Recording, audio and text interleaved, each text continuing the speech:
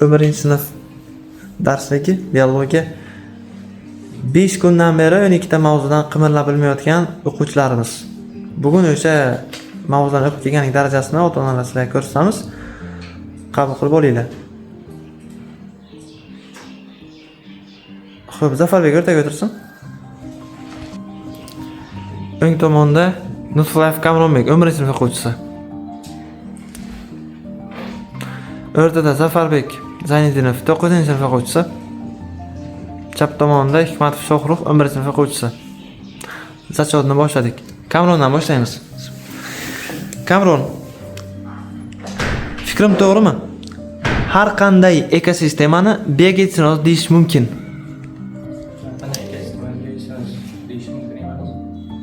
Chunki ular o'sha bir-biridan farq qiladi. Chunki qaysi biri kengroq tushuncha? Ekosistema.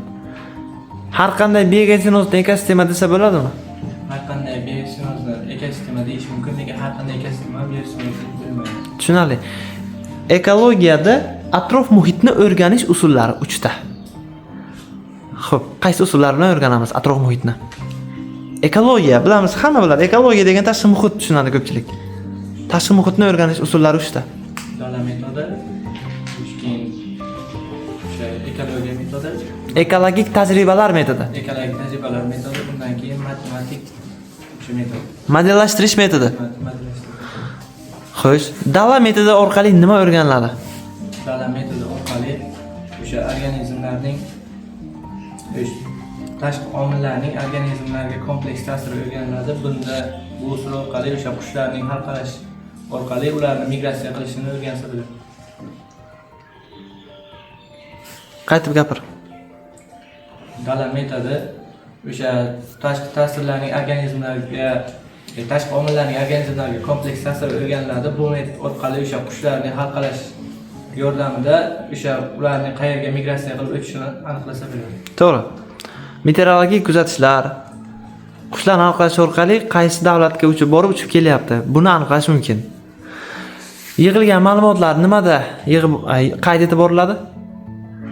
Yig'ilgan ma'lumotlar Nimalarda qayd etiladi? Aytilgan shunda. Zafarbek.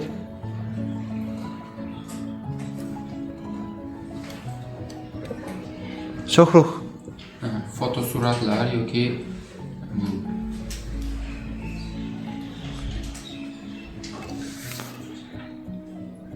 oddiy narsami sizlar? Video lavhalar, fotosuratlar, yozuvlar da qayd etib boriladi. Shohrux, ekologik tajribalar metodi nimani o'rganadi?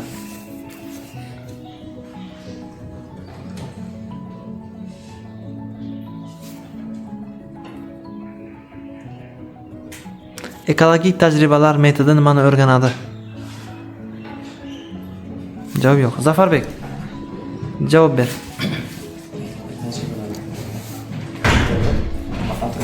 O'sha rostlamaslik, o'sha zarar yetkazmaslik, atrofga. Noto'g'ri javob Zafarbek. Rahmat Zafarbek.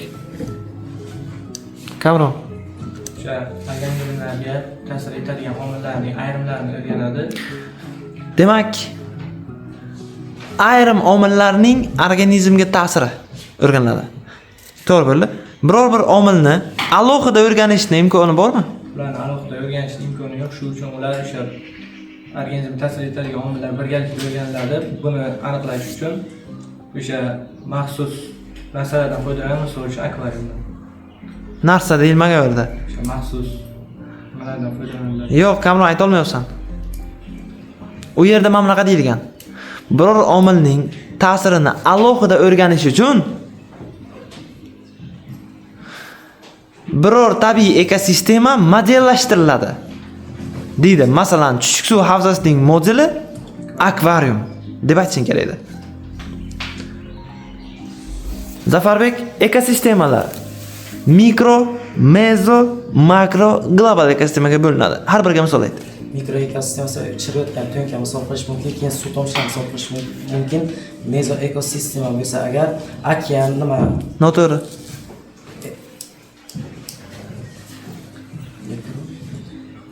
Noto'g'ri Global bo'lsa agar biosfera bo'ladi.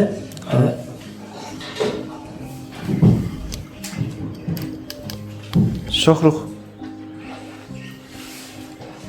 Shohrux.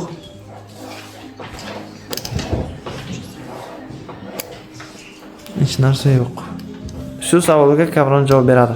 Mikroekosistemalarga mikrobli suv, o'sha umurtqasilar va suv hayvonlardan to'yilgan chiriyotgan ko'nka, ko'lmak suvlarni va akvariumni misol qilib olsak bo'ladi. Keyingisi o'rtacha mezoekosistema.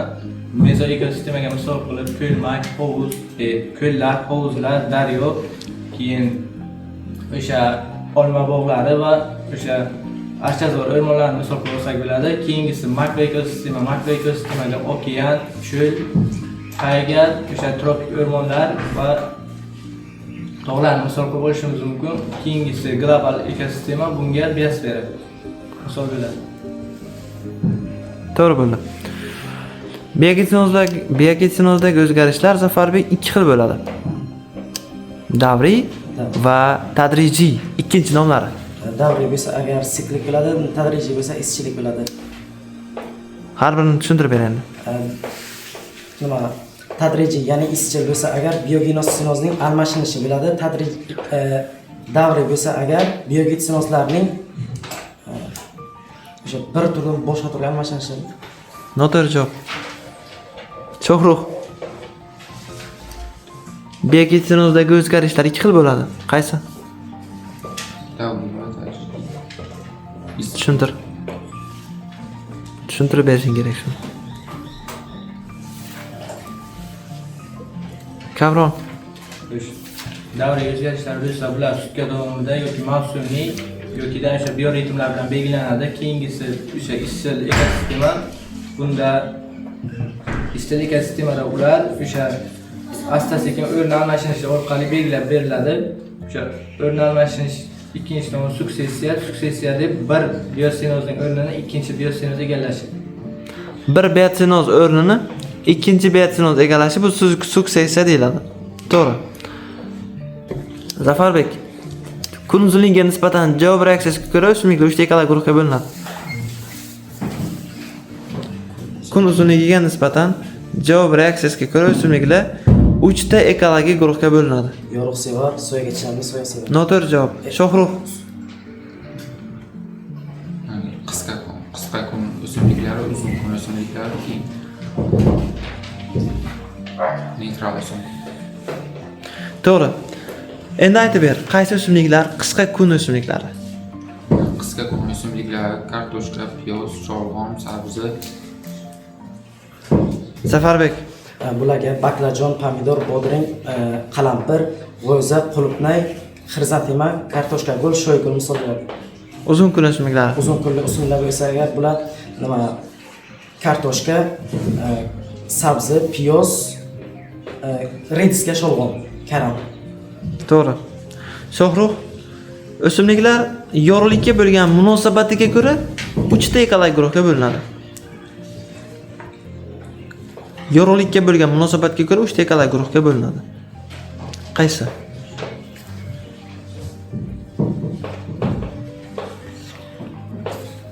Javob yo'q. Zafarbek. Yorug'sevar, soyaga chidamli, soyasevar o'simlik. Zafarbek, soyaga chidamli o'simliklar qaysi?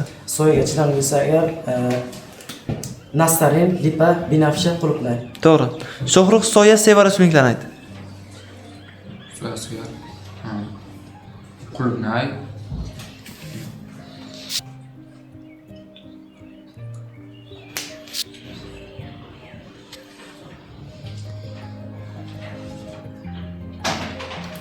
Javob yo'q. Zafarbek. Yosem, plaun, qirqquloq, qirqbog'im, qo'ng'ir va qizil suv etiladi. Yo'sinlar, plaunlar, qirqbog'im, qirqquloq, qo'ng'ir va qizil suvetlar. To'g'ri. Shohrux, yorug'sevar manzarali o'simliklarni ayt.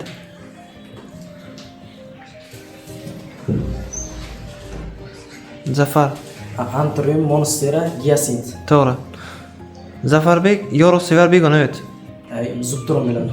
Daraxtlar. Daraxtlar bo'lsa agar saksavul,